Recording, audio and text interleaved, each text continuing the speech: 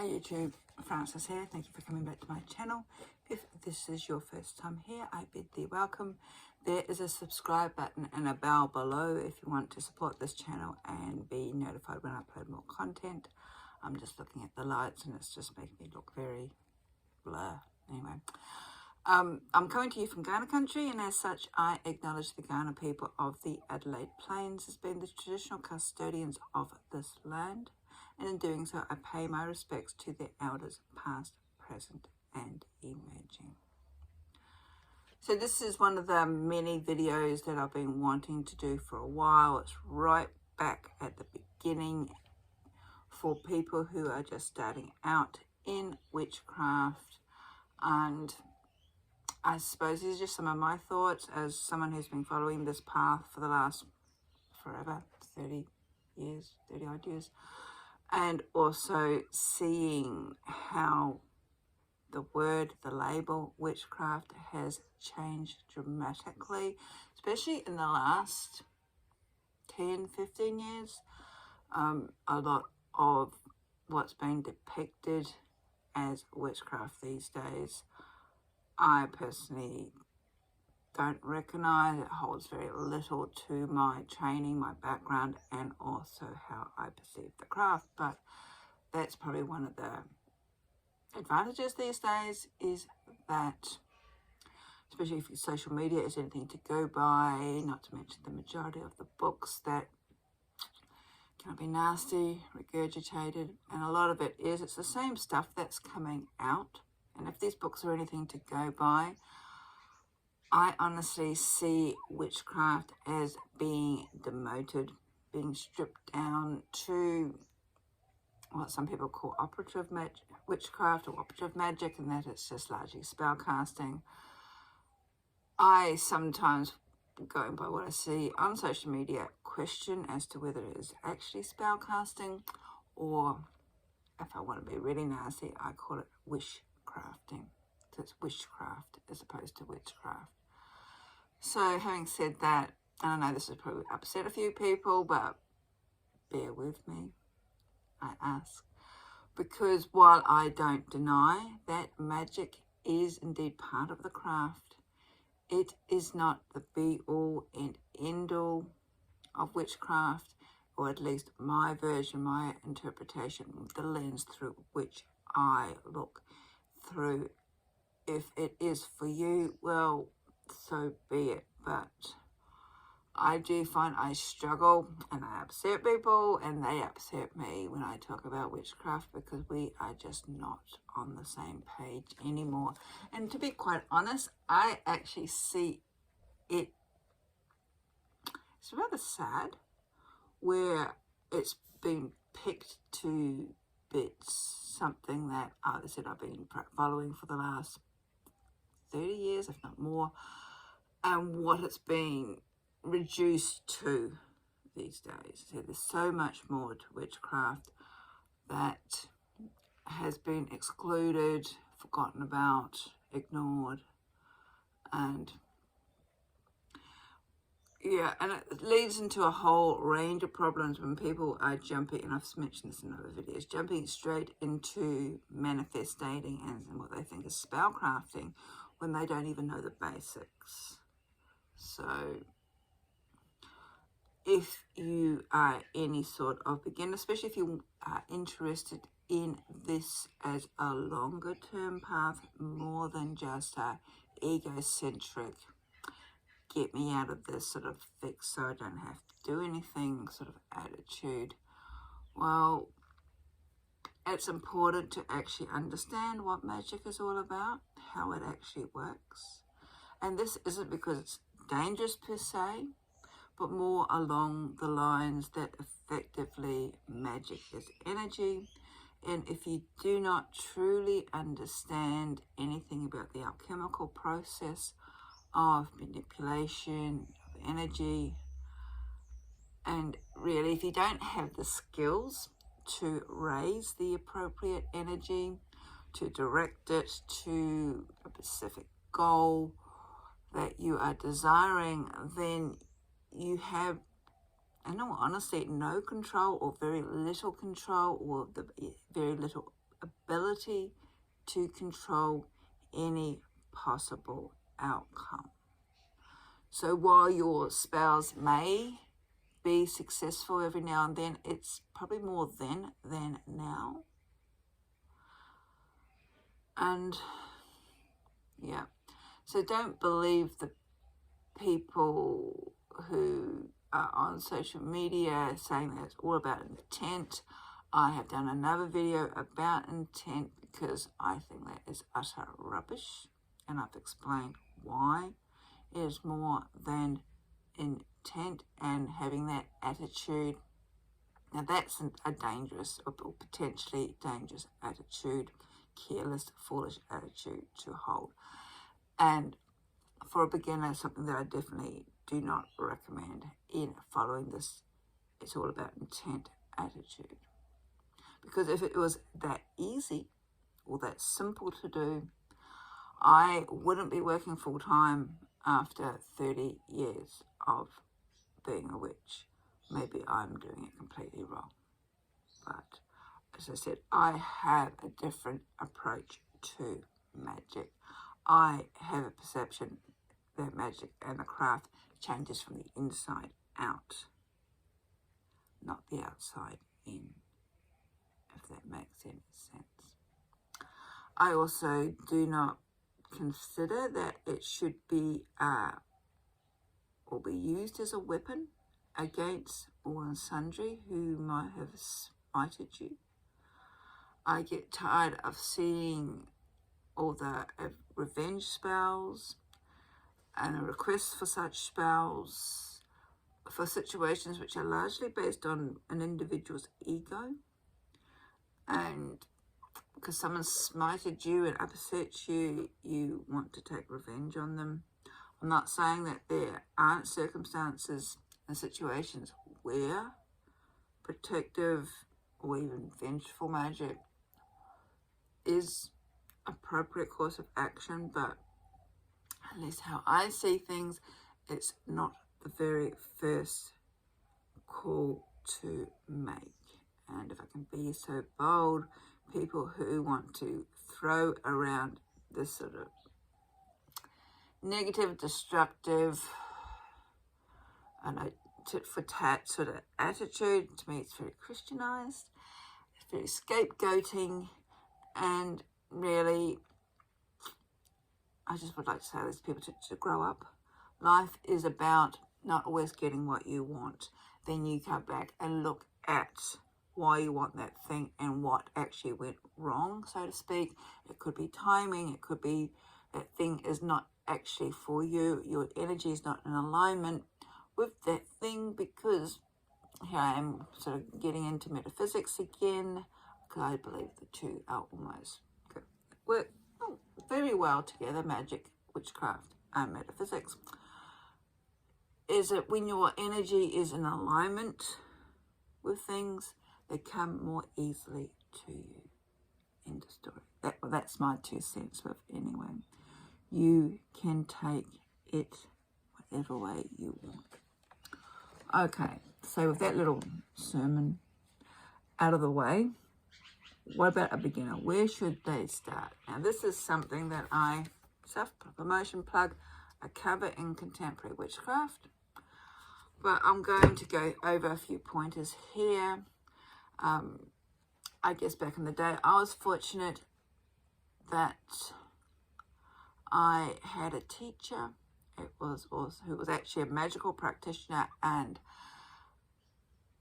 had been for even that stage a number of years. It was also pre-internet.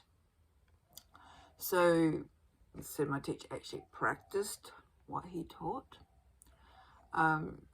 And not one of these people who'd watched 1 or 2 YouTube videos or read a book and hello, instant expert. So the best advice is don't be in a hurry. Magic, witchcraft, when you sync your energies with it, when it syncs with you, you will know. It's not a race.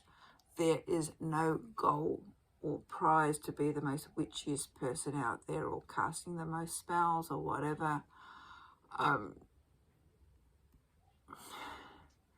It's an ongoing going exploration. The first thing I would say is get back out in nature. This is one thing that really annoys me about modern interpretation of witchcraft, is this disconnect with nature. If you think about it, we travel around the sun, so one of the very first markers are the Sabbaths, the seasonal festivals. Yes, within traditional witchcraft and paganism, well, it used to be, I don't know what they do these days, there are 8 Sabbaths, 8 goalposts throughout the year that was put together by, yes, Gerald Gardner, but also Ross Nichols, of one of the founders of OBOD. I think it was one of the founders. So they put together these 8 Sabbaths that happened every 6 weeks, and it marked, said, gateways, guiding points, not only to what's happening here on the earth, especially in relation to agricultural festivals and seasons and on the land, but also the relationship between the earth and the sun. So this is where we get our equinoxes and our solstices. Now, ancient peoples, depending on where you originated from, mostly didn't observe all 8. Often it was the equinoxes and the solstices, because that was probably more easily identified, as opposed to then we got more agricultural with what we call the lesser Sabbaths or the cross quarter days, depending on where you come from. So this is a year cycle, and this is what I'm getting at. Get a diary, get a blank book, even just get a boring old notebook and start looking at what is happening in your local area in relation to the Sabbaths. Now, we're coming up to the end of October. Here in the Southern Hemisphere, it's Beltane or Beltane. In the Northern Hemisphere, it is Samhain or Halloween. These days, in the Southern Hemisphere, people run around doing Halloween as well. Depending on what tradition you're interested in, even in the Northern Hemisphere, there are some traditions who observe Samhain and Halloween separately. In the Southern Hemisphere, I don't do Halloween. That's just something that grates on me. I don't do trick-or-treating or anything like that. I do my ancestral stuff that's connected to All Hallows Eve at Samhain, which is back at April. Now, that's just me. If you want to do Halloween, that's fine. If you're living in the Southern Hemisphere, I'm not telling you what to do. But that's the next Sabbath coming up. If you want to read a little bit about the Sabbath, it really doesn't matter what hemisphere book you're picking up. You will just need to be mindful, if you're in the Southern Hemisphere, to change the dates around. Look at the meaning of the Sabbath and then see what's happening in your environment. Another point is also keep a note of the moon, because we have aspects, which is in relation to the moon. So for all those people who like to sort of distance themselves from nature, I find witchcraft is very earth-centric, because we have these 2 cycles that form the foundation of our festivals or our meetings or the important days. And that should take you a year, and as you go around, you'll find that the energies ebb and flow. And every year, say starting now, coming out, spring's on its way, it arrived today here in Adelaide, you will notice when we're coming to next year this time, how much you have grown, how much your magic has changed. As I said, magic's from the inside out, not the other way around. The second point is practice makes perfect. Repetition, research, check sources, practice, record what you do, and breathe. If you seek advice via social media, research, check sources, record what you do, practice, breathe. Especially when they say it's all about intent. If you want to use a specific herb, look at what part of the herb, flower, leaf, root, stem, bark, seed. Get out, not just get away from the pagan-y books, get into the gardening books, get into all sorts of herbal books, even the potpourri books from the 70s. Look at that. This is where you get all the correspondences from. This is where you find out how to dry your herbs, your plants, and you also find out whether, if you dry or use, say, a flower pot when it's dry, and you put it on a flame like a charcoal brick, or you put it in a smudge stick and you light it, if it's going to cause a problem with you or not. Because some herbs change their properties completely depending on what part of the plant, and also whether it's fresh or dried. Just a point to keep in mind. Remember that you're not going to understand everything straight away. You're not going to understand everything in depth straight away either. And that is perfectly okay. Something will fall into place after a while when you repeat. Trust yourself.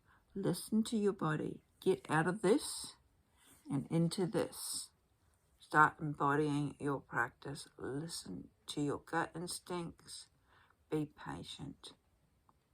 And the third point that I just wanted to mention is to establish some kind of firm foundation. These days there's so many different paths, traditions, techniques. A lot of it has been pilfered from left, right and centre.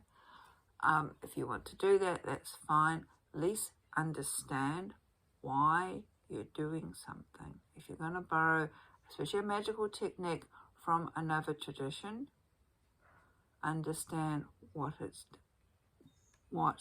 used for, how to construct it, and also what to do with it afterwards. And this again, you see this on social media all the time. Everyone's else running around doing spell jars, yet people then don't know what to do afterwards. So what I find of interest is that under a lot of these labels for these different traditions are certain things. And they all have these: meditation, relaxation, learning to get out, as I said, out of this, into this. Concentration, just practice. And belief, believing in what you are doing.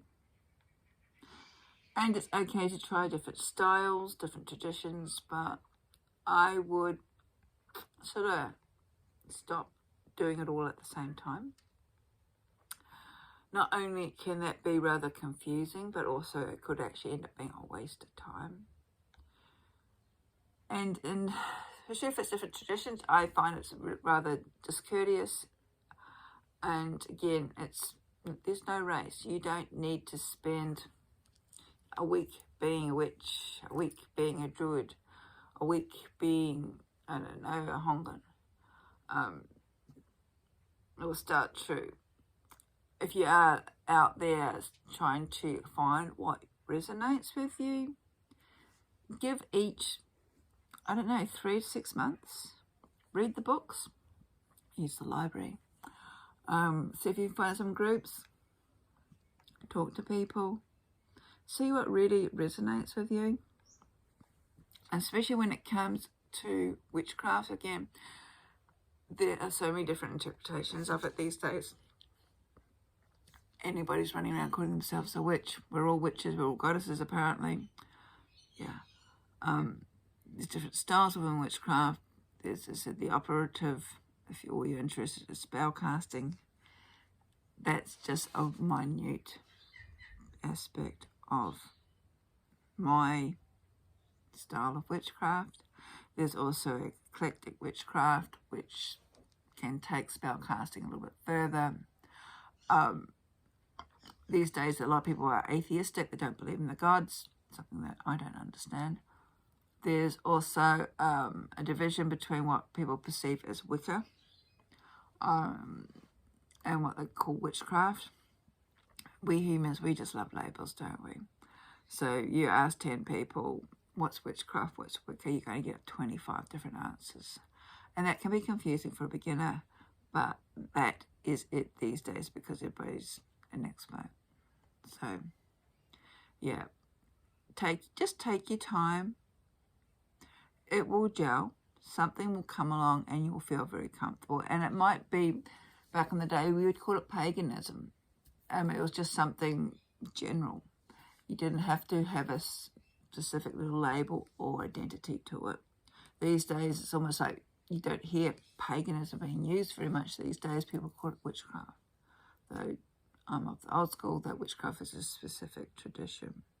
But again, find out what rocks your boat, but don't be discourteous or show any other traditions and you sort of disservice. If you are exploring, then do it properly and not just ask a few people on the internet, because everybody's going to have their own opinions, just like I am giving you my opinions. So I don't know if that's of any interest to anybody, but I just thought I might just put it out there. So good luck on your journey. We've all been there, and may you find what you're seeking. Blessings.